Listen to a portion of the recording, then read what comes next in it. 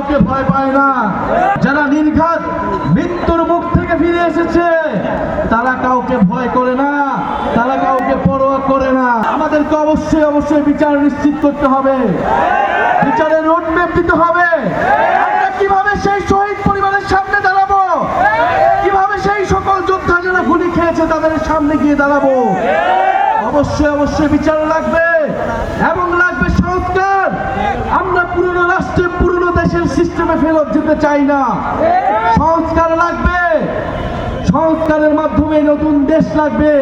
এমনও সংস্কার লাগবে যাতে বাংলাদেশ আর কেউ কখনো স্বৈরাচারী হতে পারে না। কেউ সিরাজগঞ্জবাসী এই জুলাই গণঅভ্যুত্থানের পরে আমরা বলেছিলাম যে একটি বৈষম্যহীন বাংলাদেশ আমরা করব। তরুণদের নেতৃত্বে একটি বাংলাদেশ তৈরি করার স্বপ্ন আমরা দেখি এখনো। আপনারা যারা মুরব্বীরা রয়েছেন, আপনারা যারা মা বোনেরা রয়েছেন, আপনাদের কাছে আমরা দোয়া চাইতে এসেছি, সমর্থন চাইতে এসেছি। জুলাই গণঅভ্যুত্থানে শেখ হাসিনার জুলুম থেকে বাংলাদেশের মানুষকে মুক্তি দিতে আমরা কোনো আপোষ করিনি। আমরা জীবনের সর্বোচ্চ ঝুঁকি নিয়ে মাঠে ছিলাম। আপনাদের সন্তানেরা মাঠে ছিল, পুলিশের বুলেটের সামনে বুক পেতে দাঁড়িয়েছিল। এখন আমরা যারা জীবিত আছি, আপনারা যারা জীবিত আছেন, আপনার আমার দায়িত্ব সেই সকল মানুষরা যারা শহীদ হয়েছে তাদের আকাঙ্ক্ষাকে বাস্তবায়ন করা, তাদেরকে সেই প্রকৃত মর্যাদাটা দেওয়া।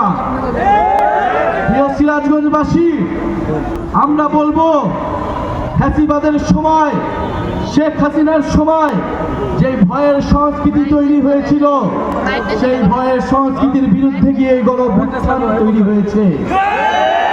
যারা গণঅভ্যুত্থান করেছে এই প্রজন্ম কাউকে ভয় পায় না।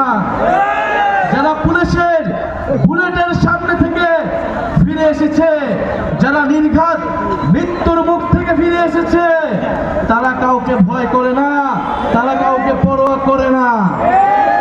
সুতরাং সেই ভয়ের সংস্কৃতি যারা আবারও ফিরিয়ে আনতে চায় তারা খুবই ভুল করছে, খুবই বোকামি করছে।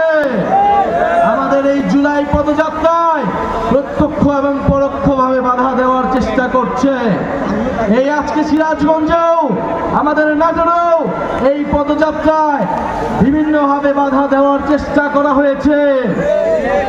আমরা স্পষ্টভাবে বলতে চাই, কোনো বাধা দিয়ে, কোনো ধরনের বাধা বাংলাদেশের জনগণ, বাংলাদেশের তরুণ প্রজন্ম